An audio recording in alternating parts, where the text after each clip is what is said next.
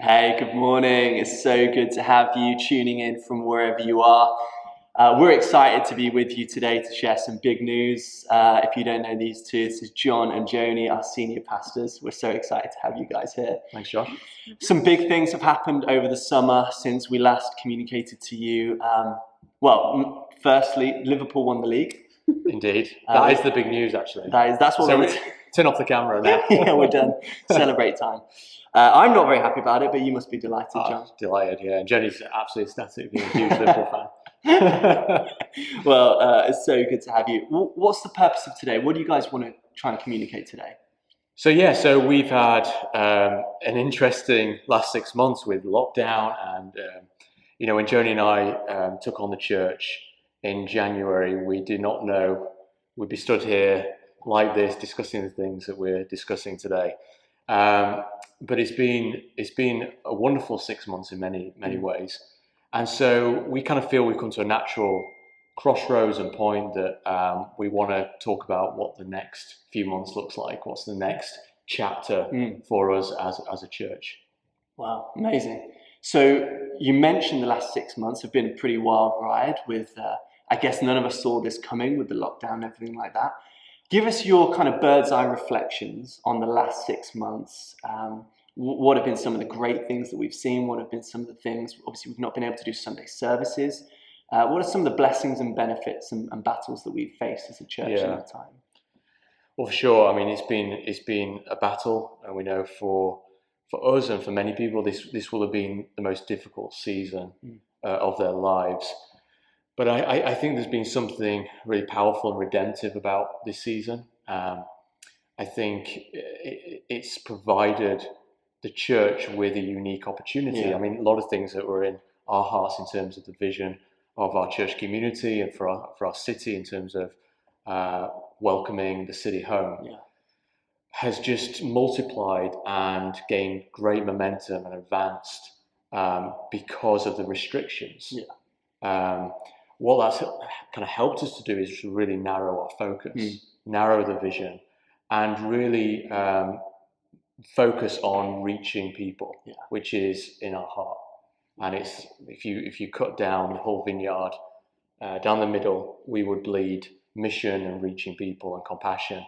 And so in amongst the turmoil and the angst and the difficulty and the struggle and the pain, we're just so thankful for our church community and our family pulling together and just all hands to the plow, all hands to the deck, just contributing in our own little way to seeing great impact in our city. Yeah, absolutely. I think one of the things that struck me over this time is the kind of invitation that God has put on us to slow down and be present to what He's doing in our lives and our city. I know, Joni, you've talked a lot about what it means to slow down and be present. And any thoughts on that kind of stuff? Yeah, it's pretty much the same ethos, really. It's probably taking a different look right now as we're kind of getting used to what a new reality looks like. But it's the same principles. It's still the same, taking time, making sure that we're processing it with people, taking time out to find some form of exercise. All of the things that we discussed before still hold true. It's just now about that staying with it, that steadfastness. It's very easy to get caught up in a wealth of information. Some of it's not that helpful, some of it's incredibly helpful. But yeah, we would just say keep going, stay the course. Sure. So we're here today really to talk about the next few months, what that looks like. You guys have been thinking and praying and strategizing about what it looks like to take the next step. What are some of the things that you've thought about or considered when planning the next season? Yeah, so it was quite an intense period for us, and then we hit July, and we encouraged ourselves and our leaders and the church to kind of take the summer to kind of have some rest, to relax, to kind of reset, ready for this next stage. And so for us, we've taken the last couple of months, been busy behind the scenes with lots of things, but really to to kind of pray and reflect and to think and to strategize. And we're so grateful we've got a fantastic staff team such as yourself, Thank Josh, you. and trustees and many much wiser people than myself. And so just a lot of listening, a lot of reflecting, and trying to discern, God, what is your heart for this next period, this next season? And I think a few of those things is that we felt like God spoke to us through the book of Proverbs, some wisdom there, really about how God is attracted to movement. That it wasn't about us kind of sitting still and praying and fasting and hoping God will give us a clear word for what we're supposed to do. But actually, as we reflect on most of our discipleship, is that as we walk with God, as we take certain steps, then God kind of directs our steps. He navigates and steers, and sometimes that is a push to go even further. Sometimes it's a hold on, wait, it's a red light. But we kind of sense that God was encouraging us to work within the parameters and boundaries that have been set for us. Not to be sat here thinking, oh, Lord, we know we can't do this and we can't do that with all the guidelines and restrictions, but actually to focus on what can we do. And that was like a bit of a light bulb moment for me personally, where it's like, look what we can do. And as I began to reflect on the things that we can do, it started to look a lot like the early church. And I started to think about a lot of particularly like the underground church in other countries that have huge restrictions placed on them from persecution and pressure. What do? They don't sit around thinking, well, we can't do anything. They focus on the things that they can do. And that's really the springboard for our direction for this next season. And I think also for us, it wasn't just about being opportunity driven, but it's actually, we look at our vision of home, that God is our home, the church family is our home, and we want to create rooms in our city to welcome people home. Is it actually just whatever we do next, is it rooted in our vision and our plans for going forward? And we think that it does. Yeah, that's stunning. I remember when you first communicated the vision of home, you talked about this kind of trifecta of up, in and out. So what does home look like upwards in our relationship with God? What does home look like inwards in our community, in our church family? And what does home look like as we reach our city? Let's talk a little bit about what the next few months look like. People are dying to know, I'm sure. What does it look like? Are we meeting again? What's the plan? Why don't we just look at those three different aspects up in terms of our relationship with God and maybe our gathering and how we do prayer, all of that kind of stuff. Why don't you talk to us about what it's going to look like in the next season? Well, I'll kick off with that one really, is that we sense that the future of the church will be a hybrid between in-person and online presence. I think that's very important as we think about strategically the future. Of course, many people in the church will feel a sense of anxiety about doing anything in person. We have vulnerable people who are struggling with ill health. We also are going into kind of a winter season, and for us, we've got two of our three girls that are going back to school, and of course, there's just the underlying uncertainty of that.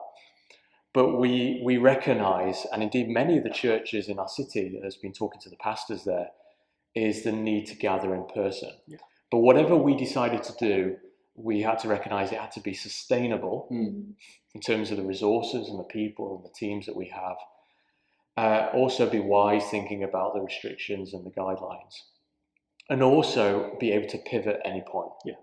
What we've done is we've always committed to a kind of a 6-month plan that was sustainable. It's kind of like the key word for us. So everything we've done for the last 6 months in terms of doing our pre-records online, focusing very much on like connection with people in terms of home groups, etc., is all about what is sustainable. So in this next season, we kind of like want to go to the next level, just one more step, and then we'll review it in December, and then we'll be able to announce plans for 2021. I can't believe I'm saying 2021 already. But I think the most important thing that I'd love our church and the viewers to hear today is that we're going to start with some monthly in-person gatherings, which we're really excited for. We did 4 prayer meetings in person, back to back on a Monday throughout summer.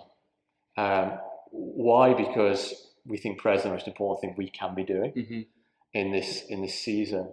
But also is a bit of a trial to see what it looked like and how sustainable that would be. And we just had the best time doing with Joni. It's great. Like the first meeting we did, like Spirit of God was just so present. Could really feel the Holy Spirit in the room. I literally couldn't stop shaking for like the whole time. And we just knew from that moment is that we had to commit to some kind of in-person gathering. But doing it weekly, we don't think it's the wisest thing right now. So what we want to do is we want to launch a kind of a welcome home Sunday gathering. Wow. I'm in. Are you in? Right. I'm in. Okay. I'm glad. 4 services, 9:30, 11:30, 4 p.m. and 6 p.m. And really, when we gather, it's to celebrate what God has done amongst us for that previous month. So we're going to gather, welcome home service 4 times that will help with kind of social distancing and the parameters that we've been set. And we're going to do all the things that we know that we can do. So, it's going to be 45, 50 minutes long. And the first 2 services, 9:30 and 11:30, is going to be really focused on families. And so for us, we will bring our kids to one of those 2 services. I mean, we'll be all 4 probably for you guys. Come to one of those morning ones, and then we'll have a lot of creative ways of engaging with kids, and you'll be in your family bubbles, and that will all be organised. And we're thinking about people's health and safety, like first and foremost. But what we're going to be able to do, we're going to be able to pray together. We're going to be able to hear from God's word. We're going to be able to do some ministry. We did some ministry in the prayer meetings, like prophesying over people, socially distanced. It's going to be awesome. We're going to do some worship, and though we can't sing, we're going to be able to engage creatively with worship and at least hear from the band and be able to just be in that atmosphere of worship. We're going to be able to do communion. We're going to be able to see each other. So many things that we know we can do. We want to focus on that. And so once a month, that's September the 27th, end of October, end of November, and I'll come on to what we're going to do in December a bit later. But that's really the big news we want to say to our church. Get signed up, get involved. It's going to be I think, a really moving time for us and really, really important. I think one of the most striking things that I know behind the scenes you guys have been talking about is asking the question, not how can we get back to the way we've always done things, but instead asking the question, what is the Lord inviting us into now? What does it look like in this next season? And I think that's changed our way of thinking totally. So that is week 4 of the month. 27th of September is going to be game changing. I cannot wait. And then for the other weeks, what's happening? Do you want to go with that, Jenny? Yes, sure. Week 1 and week 3 are going to be a continuation. It's going to be a pre-recorded session for you guys to be able to see worship and teaching online. Tune in when and as you're available throughout your weeks. Week 2, we're going to be pushing on the pedal of live stream. So this is a new thing for us. I'm sure there's going to be some teething problems along the way, but we're going to persevere and see this thing through. We're going to have live streams the first time. And it's just going to be an imaginative opportunity to invite the church and into our city and living room of our church home. We've always said, from January when we cast the vision, we had this idea of home. So this is kind of why you're seeing a bit of a different setup. We're trying some new things. As you said, we have the remit. There's no point in focusing on everything we can't do, and despite all the things that we can do. So we're going to be using some new technology, aesthetically, beautifully creative studio. We're going to just try and take our online presence to the next level, really. We understand that that is not going anywhere, our online presence, and so many of you guys rely on that online presence. And so, you're going to see that look a little bit different. We're also going to live stream one of the services. It's the 4 p.m. one we're doing. So for those of you who definitely just literally can't make that in-person gathering, we will be live streaming that service on that Sunday.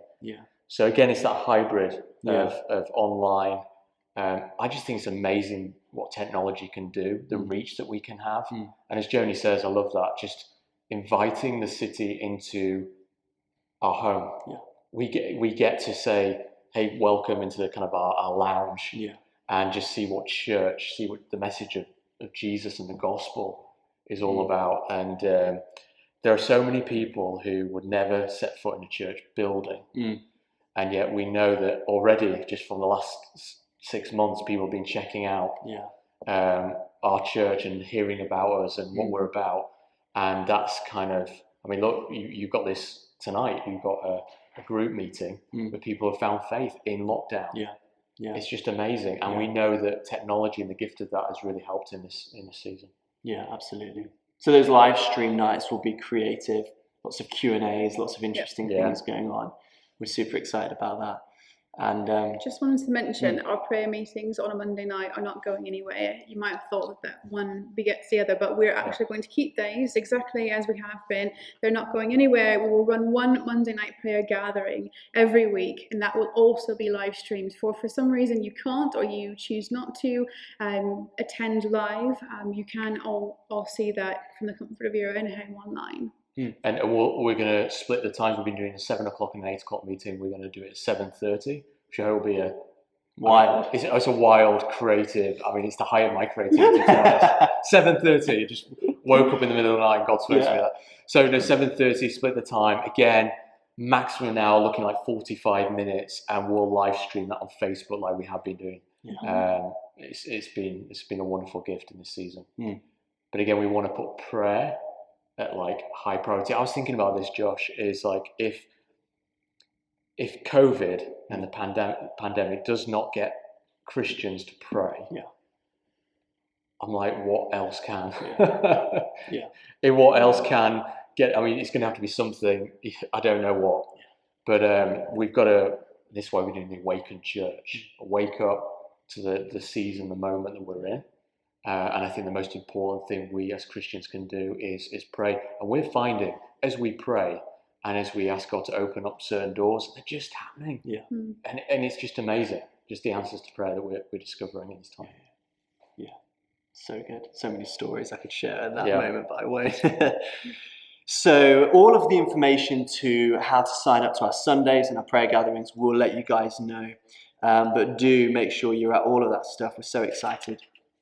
So we talked about the up, now let's talk about the in. We've recognized that how we do community and home for our church has been something we've thought really hard about in this season as we've not been able to gather in person. Talk to us about what that looks like. How do we do home for our family in this next season? Well, I'm just really grateful that we have something called home groups. We can't mess with that because that's exactly what they're about. They're about breaking down the large community that we're part of into small groups of 10, 12 people. And our leaders and have been doing an amazing job in this last 6 months. It's been really hard because obviously most of it's done on Zoom, but I think we're coming to a place now where our leaders can be a bit more creative in terms of there'll be a mixture of Zoom gatherings and some kind of like in-person stuff, and they'll just work that through. What's super exciting is that we have experienced such growth this year is that we're multiplying a whole load of home groups, and so there's space for everyone and more. And so a lot of our groups are dividing and multiplying, and we're strategically planting home groups in certain areas. The West Hull villages and East Hull, we're doing something called, what's your word? What's the word? Vanguards. Been waiting for an opportunity. We'll talk about that next, actually. We'll just stay tuned. Vanguards. But what we also wanted to do, and we know the students are kind of piloting this, but we're also wanting to help people feel at home by creating authentic community and places of discipleship with people in even smaller groups and smaller numbers. And so, Josh, you came up with brilliant thing called circles. And we're kind of running with that and adapting that. And we're basically launching a bunch of circles to the church, which are groups of, say, 3 people or even like maybe 5 people who can meet to look through a book, who will do Bible studies, who can prayer walk, that can fellowship, be mentored. Just so many different things we can do in smaller groups that obviously kind of like larger groups of 12 in a lounge isn't going to work, social distancing and the restrictions, but actually meeting with a couple of people in a coffee shop, that's it, yeah. Just opening up the word together, being mentored, I just think it's so powerful. And so that's kind of like one of the main things. We're going to say, get into a home group, lots of space, but also get involved in a circle. Yeah. And that will just help you in terms of finding home in our church. Yeah, that's it. And the original kind of vision for circles was like any time, any place, anyone, anywhere. And we want to invite our church not just to be kind of separated from Zoom, which is amazing, but also I think some people struggle with that. Yeah. But actually, what would it look like if we could simplify groups, condense them, make them small, and make them more accessible, move them around? You could do a circle in a beer garden, you could do it in your uni halls, you can do it in a pub. Yeah. You could just gather a few of you round a Bible passage and just dig into the word. Yeah, 100%. We're so excited. So we're going to be doing circles in the student community, especially there's a lot of new students that are going to be joining us, moving away from home. Yeah. To a new city where they might not be able to socialize as they would have done. So actually, I think the call of the church to provide an environment where real, authentic community can happen is going to be so important. I think what circles allows us is to move from doing church to being the church. That's great. Which I think is one of the major things that the Spirit of God is saying to Christians. Yeah. Is like, hey, it's not about ticking a load of boxes and like, oh, I do this and I'm part of this. Let's be the body of Christ, let's be the people of God, which has to involve intimate relationship with Jesus. It has to involve the corporate body being gathered and having fellowship. It has to involve us meeting in smaller groups. It has to involve mission. Yeah. This is what it means to be the church, and it's just an incredible season to be doing that. That's your question, guys. Do you want to be in my circle? I think it would be a circle. So we're going to have circles launching, book club circle, marriage circle. We've already got a marriage circle going, which is amazing. Coffee and cake, prayer walking, loads. And if you want to start a circle, let us know. We want to hear from you. You mentioned students, but I think it's really important for the students who are coming is that also that we have something in person for them. Yeah. Another reason we want to do a monthly gathering, but also we will do some hybrid meetings. So it might be we just say, hey, this Friday we're capping at 50 people, and we're going to do a bit of a Bible study for students. Come along Friday night, and it'll just be creative and it'll just be a bit impromptu.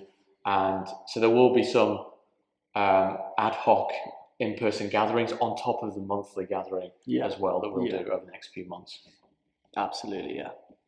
Okay, so we've done up, we've done in. Yeah. Let's look at out. What does it look like to invite our city home in the next few months? I imagine much of it will be continuing what we're already doing, but I wonder if there are some new things that will be happening. Yeah, so like I said, in January when we cast our vision, we knew that God was saying to do some things quite right away, to push on some pedals, and one of them was compassion.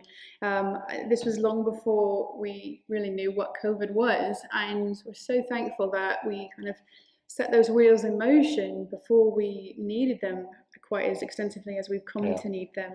We have found ourselves on the receiving end of untold blessing from other people helping, from God, from our communities, from people who've never darkened the door of a church before. They just simply know that there's a need because we've been explaining to the community what exactly we're doing. We're doing things like collecting food, creating food parcels for our food banking, donating them in mass numbers we've never done before as a church. We're going to be doing a couple of new things. We're going to be launching in September our CMA, which is basically community money advice. And effectively, it is an organisation who are their whole entire purpose is to restore dignity with people who may have struggles financially through maybe no fault of their own, and they find themselves in desperate situations, but they definitely need help. And we've got some really gifted people who just are wonderful with numbers and incredibly confidential. Also, we're going to be doing something called Grow Baby. Many other communities of the vineyard throughout the country do Grow Baby, and we've launched ours now here in Hull. Yeah, that's amazing. And effectively what Grow Baby is it seeks to help young parents clothe and feed their child from 0 to 5 should they find themselves needing. And we've just been inundated in the best way with stock, really.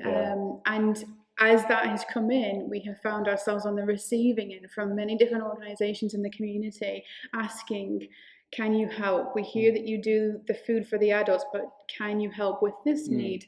And it's just been amazing just to kind of see God. So we're reaching like refugees now with that ministry. And I can't wait for people to come to the in-person services just to see some changes with the building. In that, one of our rooms in the auditorium now is the CMA, debt advice centre. Our cafe currently is our food bank.